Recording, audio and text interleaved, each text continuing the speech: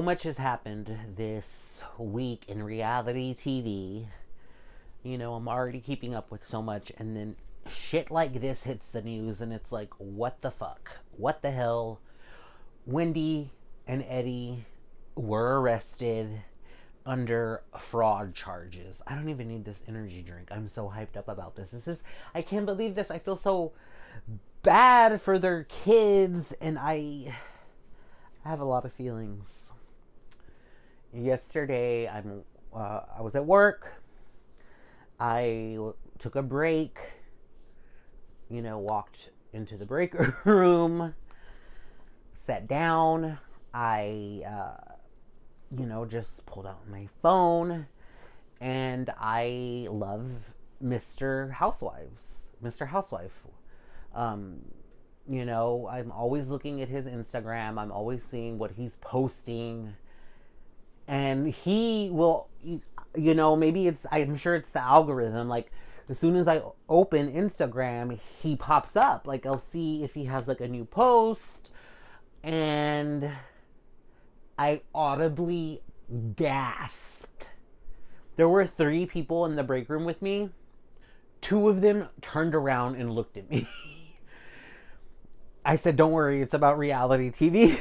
And then I asked them if they follow the Real Housewives of Potomac. And when they both told me no, I said, you wouldn't care. You know what I'm talking about.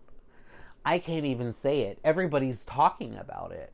Like, this happened yesterday as of me filming this, and I saw everybody talking about it and everybody posting about it. I'm like, do I need to, go on ASAP and say something? Do I need to, pee on this tree or this bush, so to speak? And I just figure, I'm already planning on recording today. I'm going to wait to talk about it.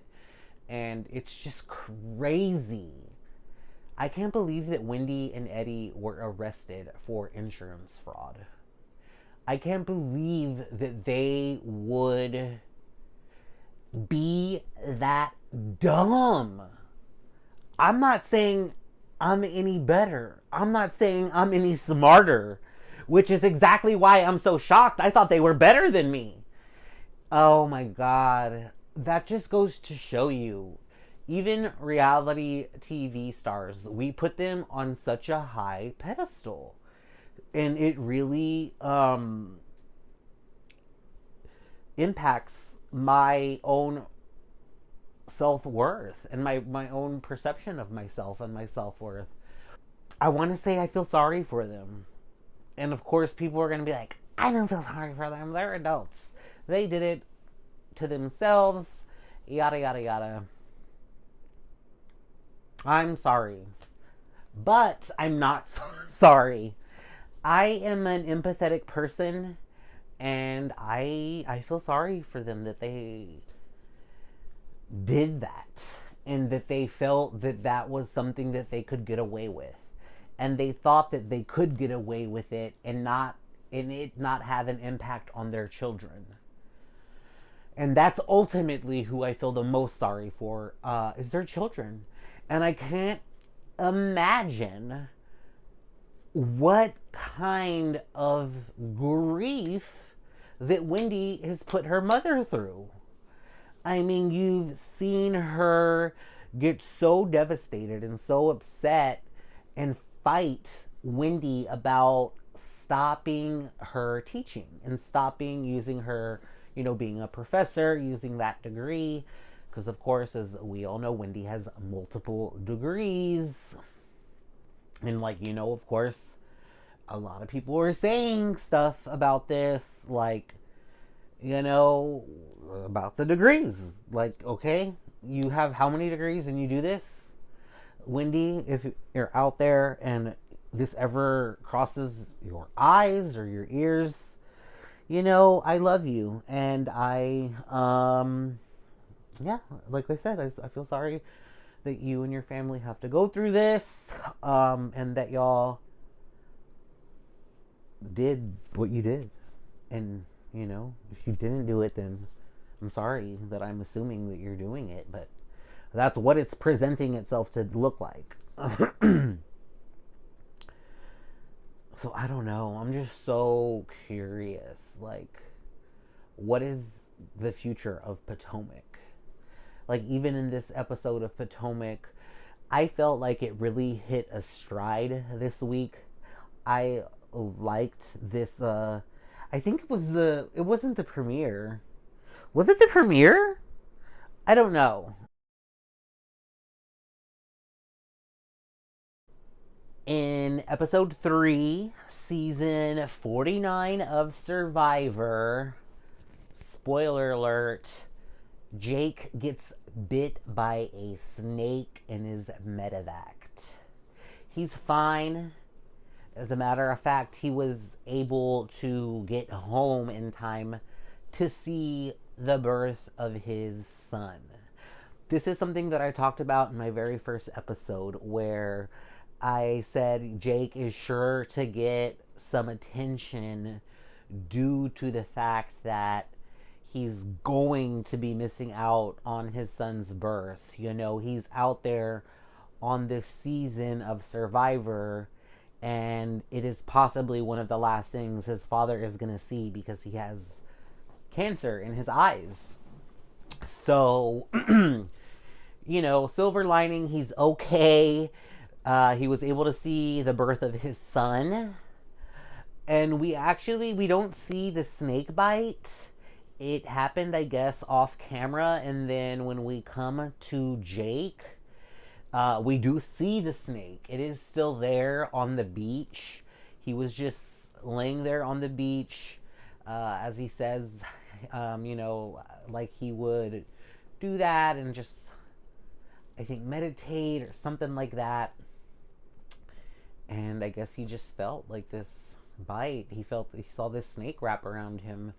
And the theory is that because it's a water snake, so the theory is that the snake was in nearby water and got close to Jake, who was on the shore, and he got scared, and it was a dry bite, as we learned in this episode of Survivor. And in this episode, we learned a lot. We saw a lot of behind the scenes. Alex brought out their little booklet of dangerous animals and animals to avoid, and I think like also like plants to avoid. And the snake was on there, and it's apparently like so much more deadlier than I think the viper, Jeff said.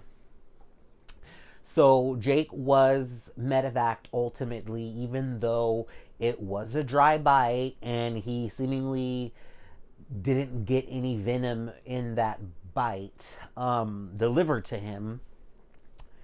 The matter of the fact is, he's playing Survivor. He's like not in a situation where it's not a normal situation where he would be able to recuperate.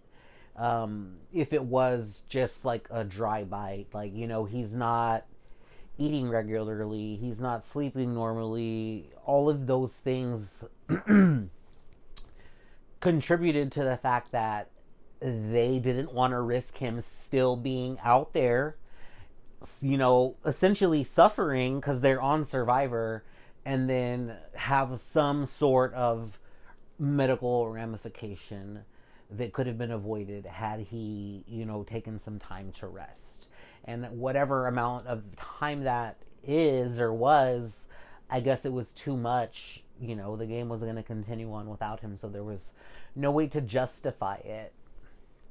So, okay, where does that leave us with this season of Survivor? What is this game looking like it's going to be? We have this tribe that has been the quote-unquote disaster tribe, as everyone loves to call this tribe in the new era, where they get an unlucky break and it's like, there's no coming back, you're screwed. And so we have Sophie, Alex, and Jeremiah. And there's still going to be a tribal. And one of my cousins asked me, like, are they not going to have a tribal because Jake left? And I knew they weren't, not just because of like the amount of time in the episode left, or whatever, but I know that like Survivor has that many people in the show, like as like a safety net for stuff like this, or like, you know, God forbid if one of the contestants gets medically evacuated or, you know, has to leave the game for whatever reason, there is still a good amount of numbers left for them to still execute a game and make a show, basically. So we have the tribal, or the tribal immunity for whatever. We have the immunity challenge, and I was very curious. I'm like, are they gonna sit out 3 people from the other tribes, essentially half of their tribe, because the other tribe, the blue tribe, is down to 3? They did, and I'm glad that they did that. I mean, I don't know what else the alternative would be there. That's what is fair. And we see the challenge, and it gets down to the puzzle, as it usually does, and the blue team loses. They really are the disaster tribe. And now they're going to tribal. Alex has an idol. Sophie and Jeremiah are apparently close. They're apparently like each other's number one, ride or die, what have you. But we see that Sophie ultimately does decide to side with Alex. And Alex does play his idol here, which it's very interesting because I think I would play it too.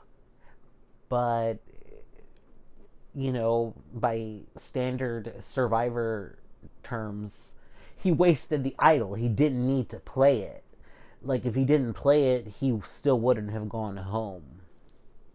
So we have Sophie and Alex alone left on the blue tribe. But we do see a preview for next week, of course, and we see that there is a tribe swap. So, of course, everyone is assuming that it's going to be 2 tribes of 7 to make it even. That would be cool. I don't think they've ever done anything like that in the new era. But, yeah, that was the episode of Survivor. I can't really, I mean, what else was there to highlight? There was the whole thing of Sage really feeling like she is on the outs in the red tribe. And, she just talks to Shannon about it a little bit, who then goes to Savannah. And then, of course, Savannah's like, okay, why is she talking about me in a negative way? Why is she talking about me at all? Like, what's up with that? So that's what's going on the red tribe. On the yellow tribe, they did a search, a group search for the idol. And MC ends up finding it, and I believe she only tells Steven, who we find out is like her ride or die. And they make a solid majority for alliance with Matt and Christina. So that is leaving Jason and the other Sophie on the outs. So that's what's going on with the yellow tribe. Other than that, you know, it was a pretty crazy episode. We really have never gotten any behind the scenes like that, where we got to see Jake receive treatment and like travel to the little medical center that they have there in Fiji. It was sad to see him go like that, but apparently there have been talks about him coming back already. Jeff said something like on his podcast, I think, about Jake having unfinished business. So we also have Rendon from a previous season in the new era, who was medically evacuated. So I mean, of course we need to bring them back. They were both medically evacuated. They need to get their time to play out a game. So we'll see what happens next week on Survivor. I'm very excited. I'm loving these people. I'm loving to get to know them and to see their games unfold.